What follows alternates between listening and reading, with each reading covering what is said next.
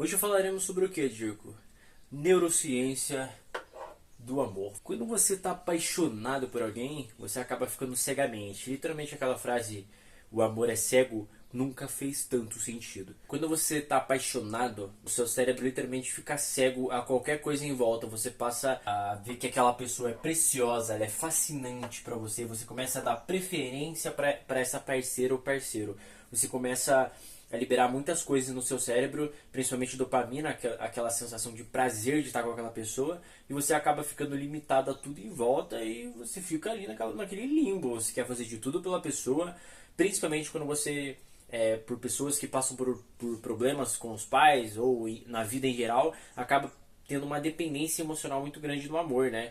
Que é a pior das drogas, na minha opinião. Uma das piores, vamos assim dizer, né? Quando você vira dependente de uma pessoa, geralmente não é pela pessoa. Vou dar um exemplo aqui. Uma menina que tem muitos problemas com a mãe. Ela é uma adolescente que teve muitos problemas com a mãe, sempre brigou, a mãe, entre aspas, não deu muita atenção pra ela, falta de afeto. Quando ela conhece um cara, ela acaba procurando algo no cara, aquele afeto no cara que a mãe não deu pra ela. Pode ser o contrário também, pode ser com o cara. Em geral, afeto do pai ou da mãe, quando ele acaba conhecendo uma garota, ele acaba procurando aquela falta de afeto no amor, né? Então ele acaba se entregando demais, ele acaba tendo uma dependência emocional muito grande, principalmente as mulheres, né, que são mais sensíveis, né?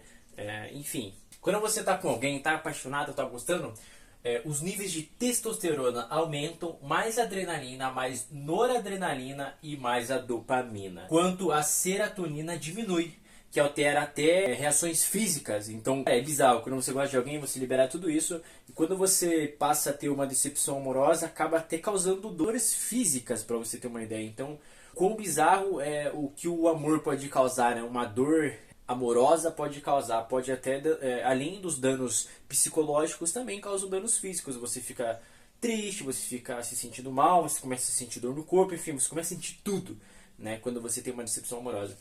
Tudo isso acontece porque o circuito de recompensa cerebral de uma pessoa apaixonada é muito mais estimulado.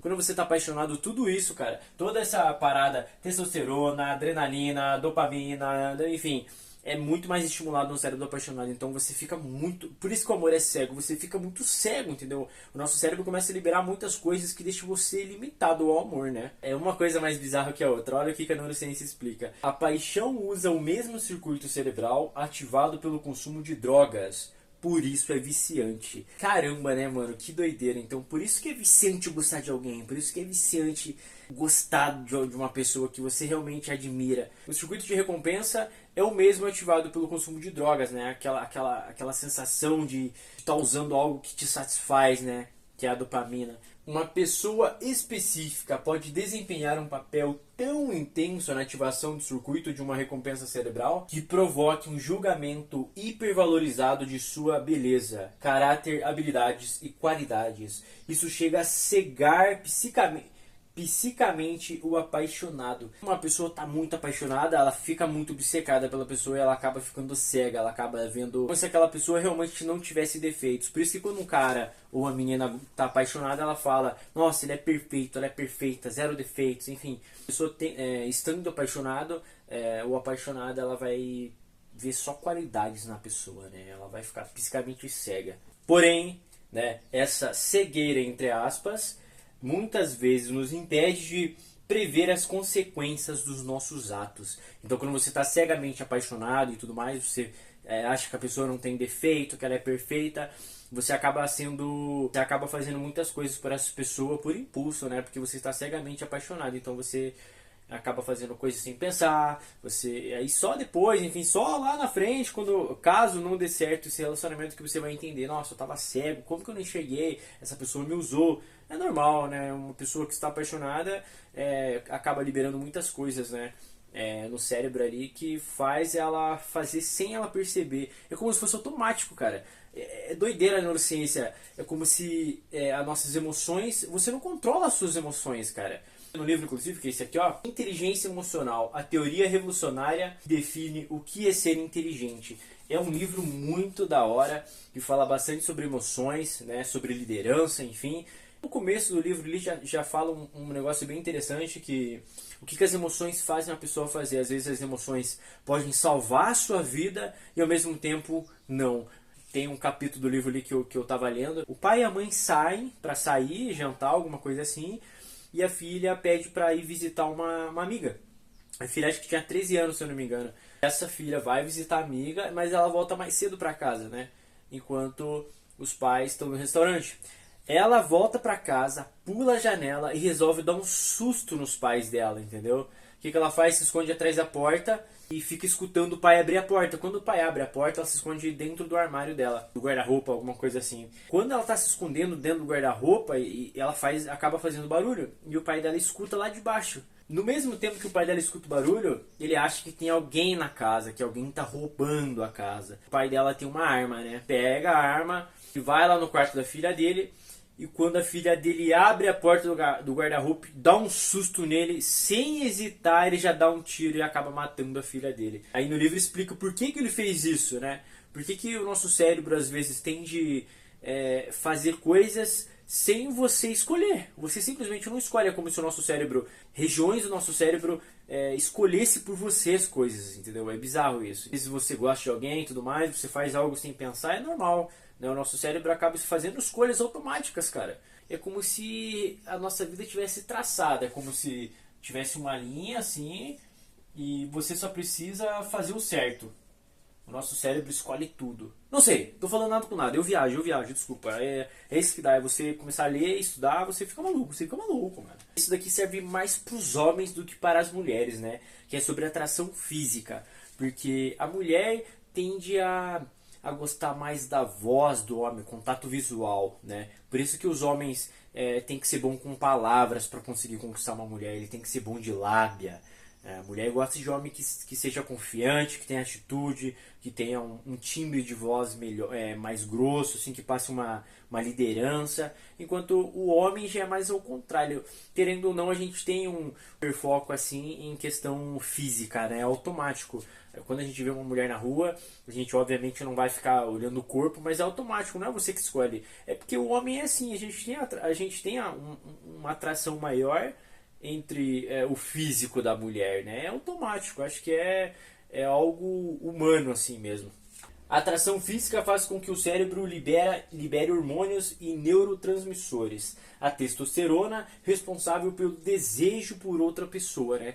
Então a testosterona é você ter desejo pela pessoa, é você ter vontade de ir atrás de uma pessoa. A testosterona é liberada quando você faz exercício, né? Se você está correndo, se você está fazendo exercício, a testosterona começa a, sabe, você fica com aquela vontade de conhecer alguém, você fica mais confiante, você quer, enfim. A adrenalina aumenta a frequência cardíaca, fazendo o coração bater mais rápido. Então a adrenalina é quando você marca o encontro com uma pessoa, você já fica aquela adrenalina, né? O coração começa a bater mais rápido, você fica aquela ansiedade de conhecer a pessoa, enfim. A noradrenalina dá mais energia, aumenta a energia e tira o sono e a fome.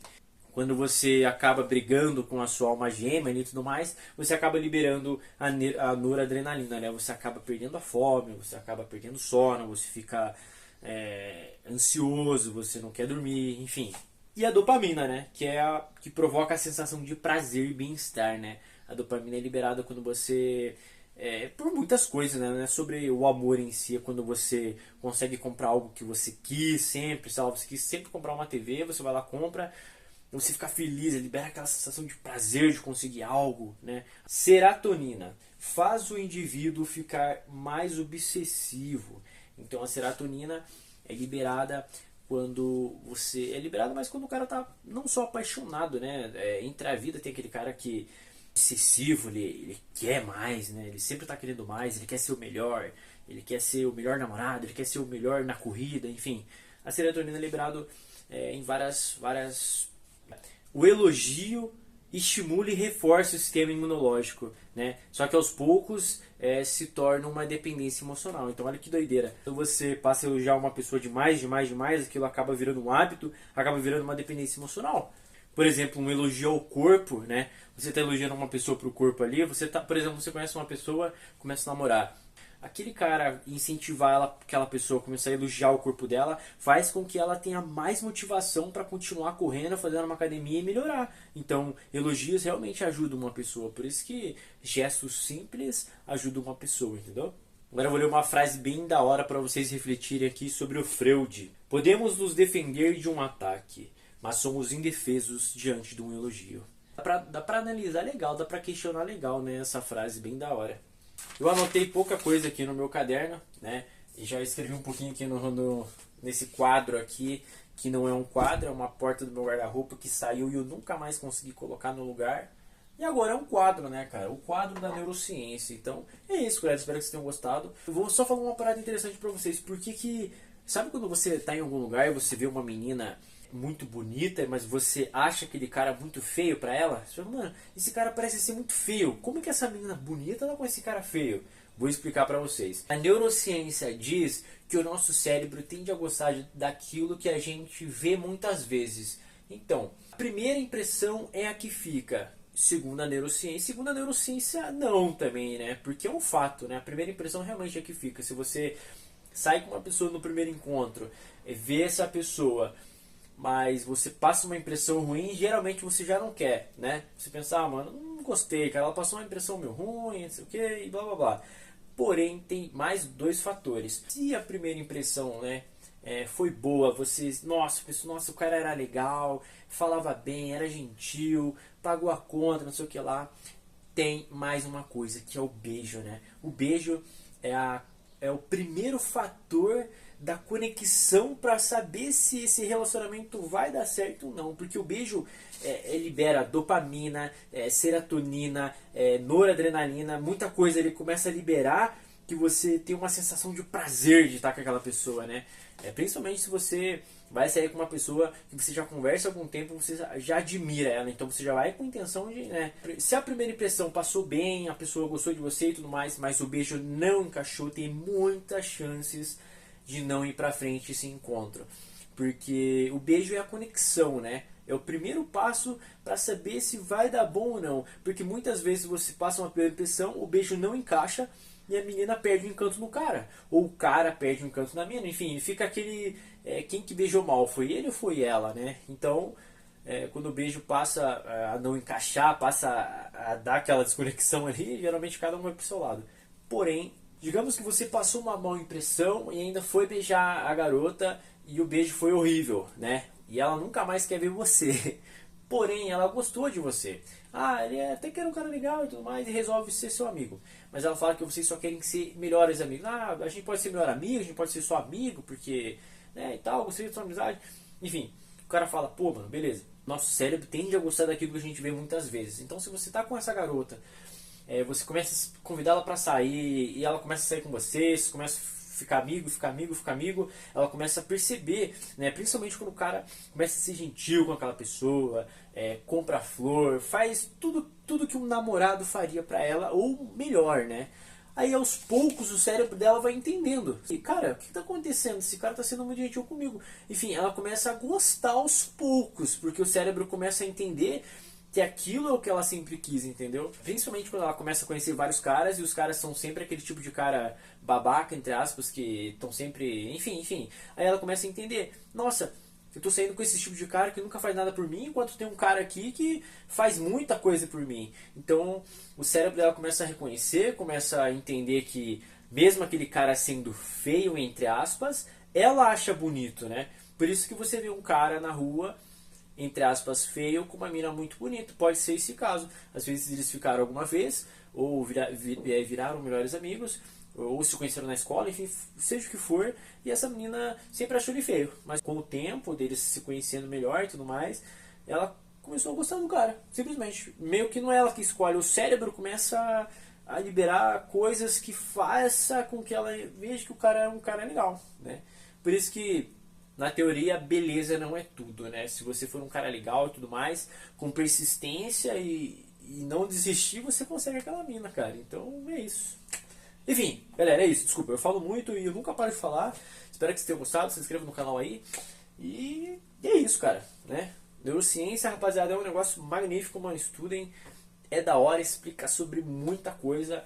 E eu tô querendo comprar uns 50 mil livros de neurociência para me estudar, porque é muito da hora mesmo. Mas é isso, galera. Espero que vocês tenham gostado e vambora.